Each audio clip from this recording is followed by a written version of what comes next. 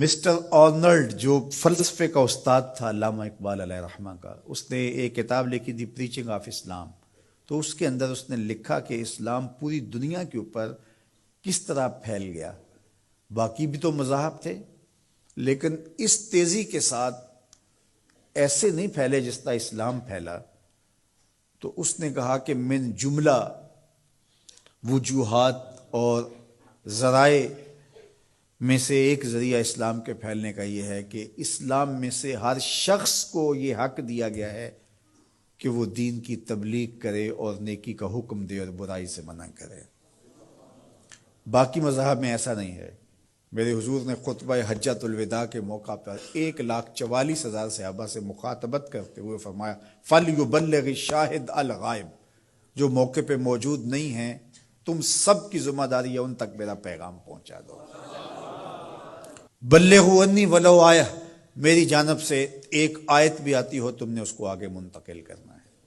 مومن ایک معاشرتی فرد ہے جو صرف اپنے آپ کو ہی نہیں بچاتا، دوسروں کو بھی بچاتا ہے، دوسروں کی بہتری کا ضامن ہوتا ہے. من رعا منکم منکرا فلیغیرہ بیدہ فإن لم یستطع فبلسانہ فإن لم یستطع فبقلبہ وذلک اضعف الایمان. فرمایا تم میں سے اگر کوئی شخص برائی ہوتے دیکھے تو ہاتھ سے منع کرے، اور اگر ہاتھ سے منع نہیں کر سکتا تو زبان سے روکے، اگر زبان سے بھی نہیں روک سکتا تو دل سے برا جانے. وذالک اضعف الایمان، اور یہ کمزور ترین ایمان کی علامت ہے کہ وہ دل سے برا جانے. اسے کم از کم زبان سے منع کرنا چاہیے. کوشش تو ہو کہ ہاتھ سے منع کرے، لیکن آج کل وہ کہتے ہیں جی اب کسی کو کہنے کا زمانہ نہیں رہا. کسی حد تک یہ بات سمجھ میں آتی بھی ہے کہ آج کسی کو اگر کہیں تو وہ الٹا ناراض ہو جاتا ہے، بلکہ کسی کی اولاد کو کوئی تربیتی بات کہیں تو والدین آگے کہتے ہیں کہ تمہیں کس نے حق دیا ہے. تو یہ بات اپنی جگہ پہ، لیکن کیا ہم اس سے کسی کو کہنا چھوڑ دیں گے؟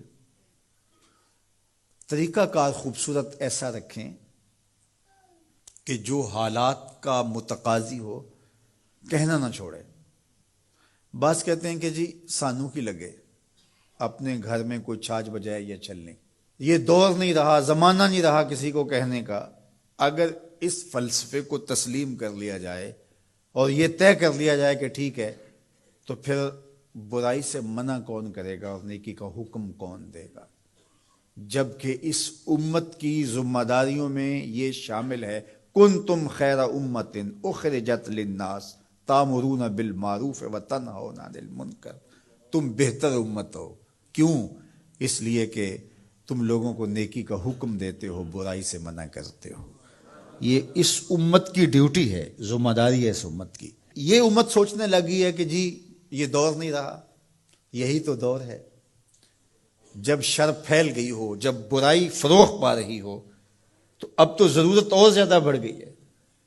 جتنا اندھیرا گہرا ہو جائے اتنے ہی تو چراغوں کی ضرورت ہوتی ہے. اور ہم یہ فلسفہ تراش کے اپنے نفس کو مطمئن کر لیا کہ یہ دور نہیں رہا کسی کو کہنے کا. حضور نے مثال بیان فرمائی کہ کشتی میں سارے لوگ قابض ہو کے اپنی جگہ کو طے کر کے بیٹھ جاتے ہیں اور سفر شروع ہو جاتا ہے، اور ایک شخص اپنے ہی حصے کی جگہ میں سوراخ کرنا شروع کر دیتا ہے، اور باقی اگر اس کا ہاتھ نہیں پکڑتے، اس کو روکتے نہیں ہیں اور کہتے ہیں ٹھیک ہے وہ اپنی جگہ پہ کر رہا ہے، اپنے گھر چھاج بجائے چلنی ہمیں کیا لگے. تو تھوڑی دیر کے بعد کشتی ڈوبے گی تو یہ بھی سلامت نہیں رہ پائیں گے. اور اگر اس کا ہاتھ پکڑ لیتے ہیں تو وہ بھی بچے گا اور یہ بھی ڈوبنے سے محفوظ رہیں گے. جب برائی پنپتی ہے، برائی کی نشو و نما ہوتی ہے، تو کیا وہ چنگاریاں ہمارے گھروں کو خاکستر نہیں کرتی ہیں؟ معاشرہ تباہ ہوتا ہے تو ہم اپنی اولادوں کو پھر کس طرح بچا پائیں گے؟ تو مل کے برائی کو روکنا اور نیکی کا حکم دینا یہ مسلم معاشرے کے تمام افراد کی ذمہ داریوں میں شامل ہے.